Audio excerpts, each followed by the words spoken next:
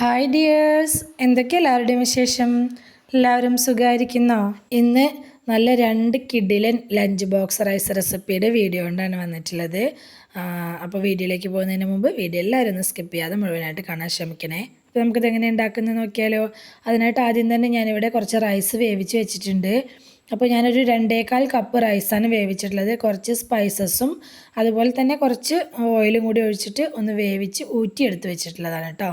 ഞാനിപ്പോൾ ബസ്മതി റൈസാണ് എടുത്തിട്ടുള്ളത്. അപ്പോൾ നമുക്ക് ആദ്യത്തെ റൈസ് എങ്ങനെ ഉണ്ടാക്കുന്നത് നോക്കിയാലോ. അതിന് ആദ്യം തന്നെ ഞാനൊരു മിക്സിയുടെ ജാർ എടുത്ത് വെച്ചിട്ടുണ്ട്. അതിലേക്ക് 1 ടേബിൾ സ്പൂൺ ഇഞ്ചി, അതുപോലെ തന്നെ 1 ടേബിൾ സ്പൂൺ വെളുത്തുള്ളി, എരിവിന് ആവശ്യമായിട്ട് ഒരു പച്ചമുളക് കട്ട് ചെയ്തത് ചേർത്ത് കൊടുത്തിട്ടുണ്ട്. അതുപോലെ തന്നെ ചെറിയൊരു ക്യാപ്സിക്കത്തിൻ്റെ പീസ് കട്ട് ചെയ്തിട്ട് അതും ചേർത്ത് കൊടുത്തിട്ടുണ്ട്. ഒരു പിടി പുതിനയുടെ ഇല ചേർത്ത് കൊടുത്തിട്ടുണ്ട്. നിങ്ങളുടെ ടേസ്റ്റിനനുസരിച്ച് എത്രത്തോളം വേണമെന്നുള്ളതിനനുസരിച്ച് ചേർത്ത് കൊടുക്കാം കേട്ടോ. ഞാനിപ്പോൾ ഒരു പിടിയോളം ചേർത്ത് കൊടുത്തിട്ടുണ്ട്. അതുപോലെ തന്നെ ഒരു പിടിയോളം മല്ലിയിലയും ചേർത്ത് കൊടുത്തിട്ടുണ്ട്. മല്ലിയിലയും പുതിനയുടെ ഇലയൊക്കെ കുറച്ചധികം തന്നെ ചേർത്ത് കൊടുക്കുമ്പോഴാണ് ആ റൈസിന് നല്ല ടേസ്റ്റ് ഉണ്ടാവുക. ഇനി ഇത് നല്ലപോലെ ഇതുപോലെ ഒന്ന് അരച്ചെടുത്തുകൊണ്ട് വരണം, വെള്ളമൊന്നും ചേർക്കരുത്. ഇനി നമുക്ക് റൈസ് ഉണ്ടാക്കാൻ തുടങ്ങാം. അതിന് വേണ്ടിയിട്ട് ഞാനൊരു കടായി വെച്ച് കൊടുത്തിട്ടുണ്ട്.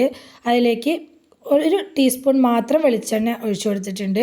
എന്നിട്ട് 2 മുട്ട ഇതുപോലെ ഉപ്പിട്ടിട്ട് ഒന്ന് കലക്കി എടുത്തിട്ടുള്ളതാണ് ഒഴിച്ചു കൊടുത്തിട്ടുള്ളത്. ഇനി ഈ മുട്ട ഒന്ന് ചിക്കി എടുക്കണം. അപ്പോൾ നല്ലോണം പൊടിഞ്ഞു പോവാത്ത രീതിയിൽ കുറച്ച് വലിയ പീസസ് ആക്കി കിട്ടുന്ന വിധത്തിൽ വേണം നമുക്കിതൊന്ന് ചിക്കി എടുക്കാനായിട്ട്. പിന്നെ ഒരുപാട് അങ്ങ് നേരം പാനിലിട്ടിട്ട് അതിങ്ങനെ മൊരിയിച്ചെടുക്കുകയും ചെയ്യരുത് കേട്ടോ. പെട്ടെന്ന് തന്നെ ഒന്നങ്ങ് ഇളക്കിയെടുത്തിട്ട് നമുക്ക് ചട്ടിയിൽ നിന്ന് ഇതെടുത്ത് മാറ്റണം. പിന്നെ സബ്സ്ക്രൈബ് ചെയ്യാതെ കാണുന്ന നമ്മുടെ പുതിയ കൂട്ടുകാർ ആരെങ്കിലും വീഡിയോ കാണുന്നുണ്ടെങ്കിൽ പ്ലീസ് ഒന്ന് സബ്സ്ക്രൈബ് ചെയ്ത് സപ്പോർട്ട് ചെയ്യണം കേട്ടോ. ഞാനിടുന്ന പുതിയ വീഡിയോസിൻ്റെയൊക്കെ നോട്ടിഫിക്കേഷൻ കിട്ടാൻ വേണ്ടിയിട്ട് ആ ബെൽ ബട്ടണും കൂടി ഒന്ന് പ്രസ് ചെയ്ത് വെക്കാൻ മറക്കല്ലേ. ഞാനിതപ്പോൾ മുട്ടയൊക്കെ നല്ലപോലെ ചിക്കിയെടുത്ത് അത് കടായിൽ നിന്ന് എടുത്ത് മാറ്റിയിട്ടുണ്ട്. ആ കടായിലേക്ക് തന്നെ 2 ടേബിൾ സ്പൂണോളം വെളിച്ചെണ്ണയാണ് ഞാൻ ഒഴിച്ചു കൊടുത്തിട്ടുള്ളത്. നിങ്ങൾക്ക് ഇഷ്ടമുള്ള ഓയിൽ എടുക്കുക കേട്ടോ. അതിലേക്ക് ഒരു വലിയ സവാള ഇതുപോലെ കുനുകുന കട്ട് ചെയ്തിട്ട് അത് ചേർത്ത് കൊടുത്തിട്ടുണ്ട്. എന്നിട്ട് നല്ലപോലെ ഒന്ന് ഇളക്കി കൊടുക്കുക. സവാള കളർ ചേഞ്ചായി വരേണ്ട ആവശ്യമൊന്നുമില്ല കേട്ടോ. ജസ്റ്റ് ഒന്ന് സോഫ്റ്റായി വന്നാൽ മാത്രം മതി. സവാള ഒന്ന് സോഫ്റ്റായി വന്ന ശേഷം നമ്മൾ ചതച്ചെടുത്ത് വെച്ചിട്ടുള്ളത് ഇതിലേക്ക് ഇട്ട് കൊടുക്കുക. എന്നിട്ട് ഇതിൻ്റെ പച്ചമണം പോകുന്നത് വരെ ഫ്ലെയിം ഒന്ന് കുറച്ച് വെച്ച് നല്ലപോലെ ഒന്ന് വഴറ്റിയെടുക്കണം. അപ്പോൾ അതിൻ്റെ പച്ചമണം നല്ല രീതിയിലൊന്ന് പോയി കിട്ടണം കേട്ടോ. കാരണം നമ്മളിതിലേക്ക് ഇഞ്ചി വെളുത്തുള്ളിയൊക്കെ ചേർത്തിട്ടുള്ളതാണ്. അതിനെക്കൊണ്ട് തന്നെ നമ്മളിത് ലോ ഫ്ലെയിമിലാക്കി വെച്ചിട്ട് കുറച്ച് സമയം എടുത്തിട്ട് ഇതൊന്നും അങ്ങ് വഴറ്റിയെടുക്കുക. ഇനി നമുക്കിതിലേക്ക് പൊടികൾ ചേർത്ത് കൊടുക്കുക. 1/4 ടീസ്പൂൺ മഞ്ഞൾപ്പൊടി, 1/2 ടീസ്പൂൺ ഗരം മസാലപ്പൊടി, പിന്നെ ഇതിലേക്ക് ചേർത്ത് കൊടുത്തിട്ടുള്ളത് 1/4 ടീസ്പൂണോളം കുരുമുളക് പൊടി, ഈ മസാലയ്ക്ക് മാത്രം ആവശ്യമായിട്ടുള്ള കുറച്ച് ഉപ്പ്, ഇത്രയും ചേർത്ത് കൊടുത്തിട്ട് ഈ പൊടികളുടെ പച്ചമണം പോകുന്നത് വരെ ഒന്നങ്ങ് വഴറ്റിയെടുക്കുക. അപ്പോൾ എരിവിനായിട്ട് പച്ചമുളക് ചേർത്തതിനെ കൊണ്ടാണ് ഞാൻ 1/4 ടീസ്പൂൺ കുരുമുളക് പൊടി മാത്രം ചേർത്തിട്ടുള്ളത്.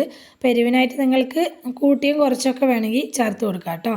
കുറച്ചുകൂടിയൊക്കെ സ്പൈസി ആയിട്ട് വേണമെന്നുണ്ടെങ്കിൽ 1/2 ടീസ്പൂൺ വരെയൊക്കെ കുരുമുളക് പൊടി ചേർത്ത് കൊടുക്കുക. നന്നായിട്ടൊന്ന് മൊരിഞ്ഞ് വന്ന ശേഷം നമുക്കിതിലേക്ക് നമ്മൾ ചിക്കി എടുത്ത് വെച്ചിട്ടുള്ള മുട്ടയും കൂടി ചേർത്ത് കൊടുത്തിട്ട് ഒന്നങ്ങ് മിക്സ് ചെയ്തെടുക്കുക. ഈ മുട്ടയിലേക്ക് മസാല ഒന്ന് പിടിക്കുന്ന വിധത്തിൽ ജസ്റ്റ് ഒന്ന് മിക്സ് ചെയ്തെടുത്താൽ മാത്രം മതി കേട്ടോ. ഒന്ന് നന്നായി മിക്സ് ചെയ്തെടുത്തിട്ടുണ്ട്. ഇനി നമുക്ക് ഈ സമയത്ത് നമ്മൾ വേവിച്ചെടുത്ത് വെച്ചിട്ടുള്ള റൈസിൽ നിന്ന് പകുതി റൈസ് ഇതിലേക്ക് ചേർത്ത് കൊടുക്കുക. റൈസ് ചേർത്ത് കൊടുത്ത ശേഷം നമ്മളിത് നന്നായിട്ട് തന്നെ ഒന്ന് മിക്സ് ചെയ്തെടുക്കണം. അപ്പോൾ റൈസ് ഞാനിപ്പോൾ 2 റൈസ് റെസിപ്പി കാണിക്കുന്നുണ്ടല്ലോ, അപ്പോൾ പകുതി വെച്ചിട്ടാണ് കാണിക്കുന്നത്. അതാണ് പകുതി ചേർത്ത് കൊടുക്കുക എന്ന് പറഞ്ഞിട്ടുള്ളത് കേട്ടോ. ഇനി ഈ മസാലയും ഈ റൈസും തമ്മിൽ നന്നായിട്ട് യോജിച്ച് വരുന്ന വിധത്തിൽ നന്നായിട്ട് തന്നെ ഒന്ന് മിക്സ് ചെയ്തെടുക്കണം. അതിന് മുന്നേ ഞാൻ ഇതിലേക്ക് ഒരു ചേരുവ കൂടി ചേർക്കുന്നുണ്ട്. ചെറിയൊരു പുളിരസം കിട്ടാനും വേണ്ടിയിട്ട്, കുറച്ചും കൂടി ഒരു ടേസ്റ്റ് കിട്ടാനും വേണ്ടിയിട്ടാണ് കേട്ടോ. ഒരു ചെറുനാരങ്ങയുടെ അരമുറി പിഴിഞ്ഞതിൻ്റെ നീരാണ് ഞാൻ ഇതിലേക്ക് ചേർത്ത് കൊടുത്തിട്ടുള്ളത്. അതും കൂടി ചേർത്ത് കൊടുത്തിട്ട് നന്നായിട്ടൊന്ന് മിക്സ് ചെയ്യുക. ഈ മിക്സ് ചെയ്തെടുക്കുന്ന സമയത്ത് നമ്മൾ ഒന്ന് ഉപ്പ് ചെക്ക് ചെയ്ത് നോക്കണം കേട്ടോ. അതുപോലെ നന്നായി മിക്സായ ശേഷം ഉപ്പ് ചെക്ക് ചെയ്ത് നോക്കുക. ഉപ്പ് പോരാന്ന് തോന്നുന്നുണ്ടെങ്കിൽ കുറച്ച് ഉപ്പ് ചേർത്ത് കൊടുത്തൊന്ന് ഇളക്കിയിട്ട് ഇതുപോലെ ഒന്ന് മൂടി വെക്കുക. ഒരു 2-3 മിനിറ്റ് ഇതുപോലെ ലോ ഫ്ലെയിമിലാക്കി വെച്ചിട്ട് ഒന്ന് ആവി കയറാൻ വേണ്ടിയിട്ട് മൂടി വെക്കുക കേട്ടോ. എന്നിട്ട് നമുക്കിത് നന്നായിട്ട് വീണ്ടും ഒന്നങ്ങ് മിക്സ് ചെയ്തെടുത്താൽ നമ്മുടെ റൈസ് ഇവിടെ റെഡിയായി. അപ്പോൾ നമ്മുടെ ആദ്യത്തെ റൈസ് ഇവിടെ റെഡിയായി. നല്ല ടേസ്റ്റ് ആട്ടോ. മല്ലിയിലയുടെയും പുതിനയുടെ ഇലയുടെയൊക്കെ ഒരു നല്ല ഫ്ലേവറായിട്ട് നല്ല അടിപൊളി റൈസാണ്. ഇതിൻ്റെ കൂടെ ഒരു കച്ചമ്പറും കൂടി ഉണ്ടെങ്കിൽ അടിപൊളിയാണ്. വേറെ ഒന്നും വേണമെന്നില്ല കേട്ടോ കഴിക്കാനായിട്ട്. മക്കളുടെ ലഞ്ച് ബോക്സിലേക്ക് പറ്റിയിട്ടുള്ള നല്ലൊരു റൈസ് റെസിപ്പിയാണ്. ഒന്ന് ട്രൈ ചെയ്ത് നോക്കാം കേട്ടോ.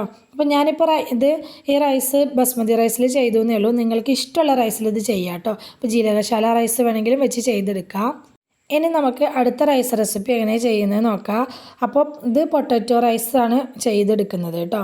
അപ്പോൾ ആദ്യം തന്നെ ഞാൻ കുറച്ച് ഓയിൽ ഒഴിച്ചു കൊടുത്തിട്ടുണ്ട്.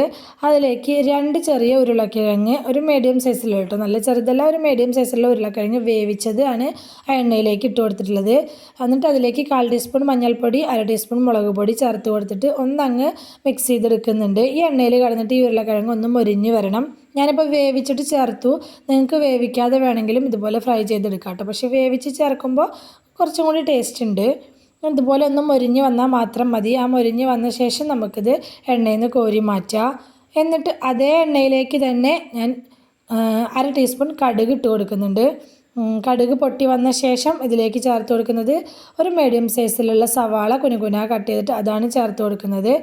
സവാള ചേർത്ത് കൊടുക്കൽ കഴിഞ്ഞാൽ നല്ലപോലെ ഒന്ന് വഴറ്റിയെടുക്കുക. ഒരുപാട് കളർ ചേഞ്ച് ആവുമൊന്നും വേണ്ട, ഒന്നങ്ങ് വാടി വന്നാൽ മാത്രം മതി. ഞാൻ ഇതിലേക്ക് കുറച്ച് കറിവേപ്പില കൂടി ചേർത്ത് കൊടുത്തിട്ടുണ്ട്. പിന്നെ ഇതിലേക്ക് ചേർത്ത് കൊടുത്തിട്ടുള്ള 1 ടേബിൾ സ്പൂൺ ഇഞ്ചി വെളുത്തുള്ളി ചതച്ചതാണ്. പേസ്റ്റ് ചേർത്ത് കൊടുക്കരുത്. പേസ്റ്റ് ചേർത്ത് കൊടുക്കുമ്പോൾ വേറൊരു ടേസ്റ്റാണ് കേട്ടോ കിട്ടുക. ചതച്ച് തന്നെ ചേർത്ത് കൊടുക്കുമ്പോഴാണ് നല്ലൊരു ടേസ്റ്റ് കിട്ടുക. ഇനി ഇതിനെ ഫ്ലെയിം ഒന്ന് കുറച്ച് വെച്ചിട്ട് നമുക്കിതൊന്ന് നന്നായിട്ട് മൂപ്പിച്ചെടുക്കണം. ഇഞ്ചി വെളുത്തുള്ളിയുടെയൊക്കെ പച്ചമണം പോകുന്നത് വരെ ആ എണ്ണയിലിട്ടിട്ട് നന്നായിട്ടൊന്ന് മൂപ്പിച്ചെടുക്കണം. മൂത്ത് വന്ന ശേഷം ഞാനിതിലേക്ക് 3/4 ടീസ്പൂണോളം മല്ലിപ്പൊടി ചേർത്ത് കൊടുത്തിട്ടുണ്ട്.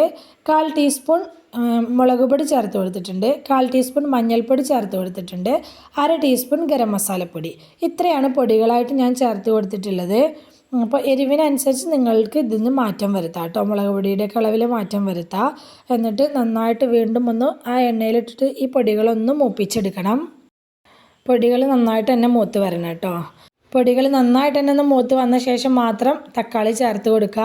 അപ്പോൾ ഞാൻ 2 ചെറിയ തക്കാളി കട്ട് ചെയ്തതാണ് ചേർത്ത് കൊടുത്തിട്ടുള്ളത്. വലുതാണെങ്കിൽ ഒരെണ്ണം ചേർത്ത് കൊടുത്താൽ മതി. എന്നിട്ട് നന്നായിട്ടൊന്ന് വഴറ്റിയെടുത്ത ശേഷം നമുക്കിതൊന്ന് മൂടി വെച്ചിട്ട് വേവിച്ചെടുക്കുക. വെള്ളമൊന്നും ഒഴിച്ചു കൊടുക്കരുത് കേട്ടോ. ലോ ഫ്ലെയിമിലാക്കി വെച്ചിട്ടൊന്ന് മൂടി വയ്ക്കുക. എന്നിട്ട് അങ്ങനെ വേവിച്ചെടുത്താൽ മതി.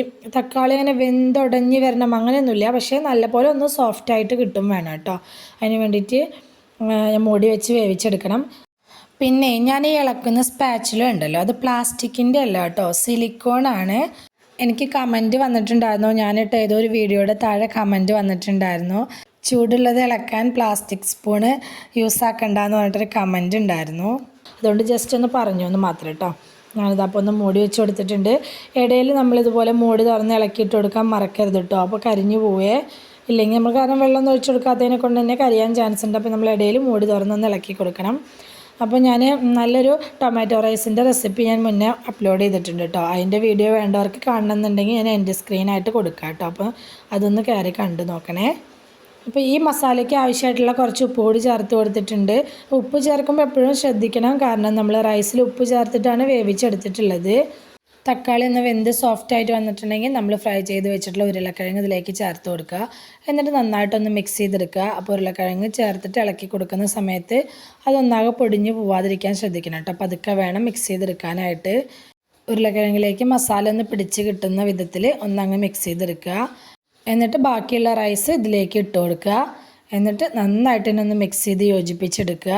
ഈ മസാലയും റൈസും കൂടെ നന്നായിട്ട് യോജിച്ച് വരുന്ന വിധത്തിൽ നന്നായിട്ട് തന്നെ ഒന്ന് മിക്സ് ചെയ്ത് യോജിപ്പിച്ചെടുക്കണം.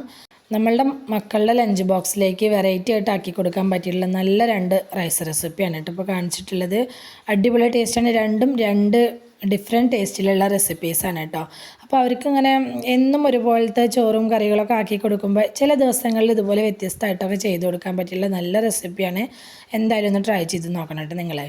അപ്പോൾ ഈ നന്നായിട്ടൊന്ന് മിക്സ് ചെയ്ത് ഞാൻ ഈ റൈസൊന്ന് മിക്സ് ചെയ്തെടുത്ത ശേഷം ഇതിലേക്ക് കുറച്ച് കുരുമുളക് പൊടിയും അതുപോലെ തന്നെ ഒരു പിടി മല്ലിയില കട്ട് ചെയ്തതും കൂടി ചേർത്ത് കൊടുത്തിട്ടുണ്ട്. എന്നിട്ട് വീണ്ടും നന്നായിട്ടൊന്ന് മിക്സ് ചെയ്യുക. മിക്സ് ചെയ്ത ശേഷം ഞാനൊന്ന് മൂടി വെച്ച് കൊടുത്തിട്ടുണ്ട്. മൂടി വയ്ക്കുന്ന വീഡിയോ എടുക്കാൻ വിട്ടുപോയി കേട്ടോ. മൂടി വെച്ചിട്ട് ഒരു 2 മിനിറ്റ് നേരം ഒന്നങ്ങ് ആവി കയറ്റി എടുക്കുക. എന്നിട്ട് മൂടി തുറന്നിട്ട് വീണ്ടും നന്നായിട്ടൊന്ന് മിക്സ് ചെയ്തെടുത്താൽ നമ്മുടെ അടിപൊളി പൊട്ടറ്റോ റൈസും ഇവിടെ റെഡി ആയിട്ടുണ്ട്. നല്ല ടേസ്റ്റി ആയിട്ടുള്ള റൈസുകളാണ് കേട്ടോ. അപ്പോൾ നിങ്ങൾക്ക് ഈ വെജീസൊക്കെ കട്ട് ചെയ്ത് വെക്കലും അതുപോലെ തന്നെ റൈസ് വേവിച്ച് ഫ്രിഡ്ജിൽ വെക്കുകയൊക്കെ ചെയ്തിട്ടുണ്ടെങ്കിൽ പിറ്റേ ദിവസം രാവിലെ സിമ്പിളായിട്ട് ഈസി ആയിട്ട് പെട്ടെന്ന് തന്നെ തയ്യാറാക്കി എടുക്കാൻ പറ്റിയിട്ടുള്ള 2 റൈസ് റെസിപ്പീസാണ് കേട്ടോ. അപ്പോൾ തീർച്ചയായിട്ടും നിങ്ങൾ ട്രൈ ചെയ്ത് നോക്കാം. നമ്മുടെ മക്കൾസിന് എന്തായാലും ഇഷ്ടമാവും. ഇതിൻ്റെ കൂടെ സൈഡായിട്ട് ഇപ്പോൾ വേറെ ഒന്നും വേണമെന്നില്ല, ഒരു കച്ചമ്പറില്ലേ അതാക്കി കൊടുത്താലും മതി. അപ്പോൾ വീഡിയോ ഇഷ്ടമായിട്ടുണ്ടെങ്കിൽ എല്ലാവരും മറക്കാതെ ലൈക്ക് ചെയ്യണേ. നിങ്ങളുടെ അഭിപ്രായങ്ങളൊക്കെ കമൻറ്റായിട്ട് പറയണം. റെസിപ്പീസൊക്കെ ഇഷ്ടമായിട്ടുണ്ടെങ്കിൽ നിങ്ങളുടെ ഫ്രണ്ട്സിനോ ഫാമിലിക്കൊക്കെ ഒന്ന് ഷെയർ ചെയ്ത് കൊടുക്കുക കൂടി വേണേ. ഇതുവരെ കൂടെ നിന്ന് സപ്പോർട്ട് ചെയ്തിട്ടുള്ള എൻ്റെ എല്ലാ മുത്തമണികൾക്കും ഒരുപാട് നന്ദി. എന്നാൽ ശരി, സിമ്പിൾ ആൻഡ് ടേസ്റ്റി റെസിപ്പിയുമായി ഞാൻ വീണ്ടും വരാം. ബൈ.